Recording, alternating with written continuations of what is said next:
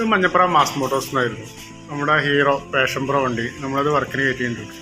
ഇത് ജന സർവീസായിട്ടാണ് ചെയ്യുന്നത്. ഫുള്ളായിട്ടൊന്ന് ചെക്ക് ചെയ്യുന്നുണ്ട്. ഇതിൻ്റെ ഭാഗമായിട്ട് നമ്മളതിൻ്റെ ചെയിന് അതുപോലെ ബാക്കിലെ ബ്രേക്ക് ഒന്ന് ചെക്ക് ചെയ്യാൻ വേണ്ടി അയച്ചിട്ടുണ്ട്. ഇത് ബാക്കിലെ ബ്രേക്ക് ഷൂ ആണ്. ബാക്കിലെ ബ്രേക്ക് ഷൂ നിലവിൽ കംപ്ലയിൻ്റ് ഒന്നുമില്ല. നമുക്കതൊന്ന് ക്ലീൻ ചെയ്തതാണ്. ബാക്കിലെ ബ്രേക്കിൻ്റെ കംപ്ലയിൻറ്റ് പറഞ്ഞു കഴിഞ്ഞാൽ ഈ നെയിൻ്റെ ഈ ഹബ്ബാണ്. ഈ ഹബിൻ്റെ ഉള്ളിൽ നല്ല രീതിയിൽ സ്ക്രാച്ച് വരുന്നുണ്ട്. ഇത് ശരിക്കും പറഞ്ഞു കഴിഞ്ഞാൽ നമുക്കിതിൽ ഒരു പുതിയ സ്ലീവ് ഇറക്കിയിട്ട് ആ ബ്രേക്ക് ഷൂ മാറ്റി റീസെറ്റ് ആക്കേണ്ടി വരും. ബ്രേക്ക് നമുക്ക് കറക്റ്റായിട്ട് നമ്മൾ കിട്ടില്ല. ബ്രേക്ക് ശരിക്കും പറഞ്ഞു കഴിഞ്ഞാൽ അതിൽ ലെയ്ത്ത് കൊടുത്തിട്ടൊരു സ്ലീവ് ഇറക്കിയിട്ട് ആ ബ്രേക്ക് ഷൂ മാറ്റി റീസെറ്റ് ആക്കി വയ്ക്കുന്നത് നല്ലത്. അതിന് നമുക്കൊരു 2-3 ദിവസം സമയം പിടിക്കും. അപ്പോൾ തൽക്കാലം നമുക്ക് ആ ബാക്കിലെ ബ്രേക്ക് മാത്രം ഒന്ന് ക്ലീൻ ചെയ്തിട്ട് റീസെറ്റ് ആക്കാം. ഈ സമയം പോലെ ഒന്ന് വെച്ച് കഴിഞ്ഞാൽ നമുക്ക് ആ ബ്രേക്കിൻ്റെ കാര്യം പക്കയാക്കി എടുക്കാം. പിന്നെ അതുപോലെ അതിൻ്റെ ബാക്കിലെ ചെയിൻ നല്ല രീതിയിൽ സൗണ്ട് ഉണ്ടെങ്കിൽ നല്ല സൗണ്ടായിരുന്നു, നല്ല രീതിയിൽ ലൂസുണ്ട്. ഇത് ചെയിൻ സ്പോക്കറ്റ് കംപ്ലൈൻ്റ് ആണ്. കംപ്ലൈൻ്റ് അതിൻ്റെ സൗണ്ടാണ് കാണിക്കുന്നത്. അപ്പോൾ നമുക്ക് അതിൻ്റെ ചെയിൻ സ്പോക്കറ്റ് ഒന്ന് മാറ്റേണ്ടി വരും. ചെയിൻ സ്പോക്കറ്റ് മാറ്റണം. അതുപോലെ വീലിൻ്റെ ഈ 4 റബ്ബറും ചെയിൻ സ്പോക്കറ്റ് മാറ്റണം. കൊടുക്കുന്നതിന് ഈ 4 റബ്ബറും മാറ്റിക്കളയും.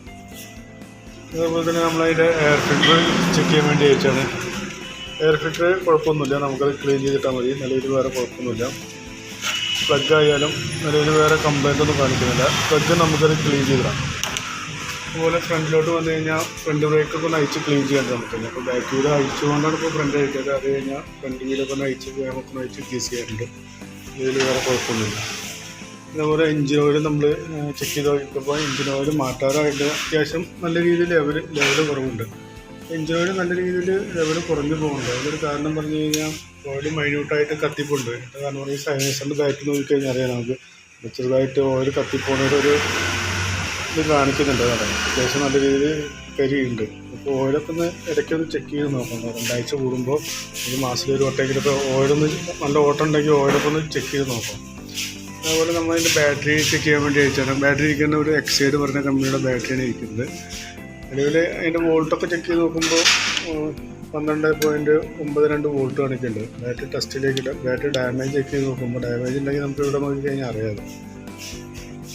ബാറ്ററി കംപ്ലൈൻ്റ് ഒന്നുമില്ല. ബാറ്ററി ഓക്കെ ആയിട്ട് കാണിക്കുന്നത്. നിലവിൽ വേറെ കംപ്ലൈൻ്റ് ഒന്നുമില്ല. ഇതേപോലെ അതിൻ്റെ ഇൻഡിക്കേറ്റർ ചെക്ക് ചെയ്യാൻ വേണ്ടിയിട്ട് ഹോണ് സം ടൈം വർക്കിങ്. അപ്പോൾ ചെക്ക് ചെയ്തിട്ടൊന്ന് നമുക്കൊന്ന് റീസെറ്റ് ആക്കാം. ഓക്കെ. പിന്നെ അപ്പോൾ നിലവിൽ വരുന്ന വർക്കിൻ്റെ ഒരു എസ്റ്റിമേറ്റ് പറയാം. ആ ചെയിൻ സ്പോക്കറ്റ് കിടക്കുള്ളൊരു എസ്റ്റിമേറ്റ് ഞാൻ പറയാം. നോക്കിയിട്ടൊന്ന് റിപ്ലൈ ചെയ്താൽ മതി. പിന്നെ വീലിൻ്റെ കേസ് അത് ലേറ്റ് കൊടുക്കണമെങ്കിൽ ഒന്ന് പറഞ്ഞാൽ മതി. അപ്പോൾ വണ്ടി വൈകും. അത് നോക്കിയിട്ടൊന്ന് പറയണേ. ഓക്കെ.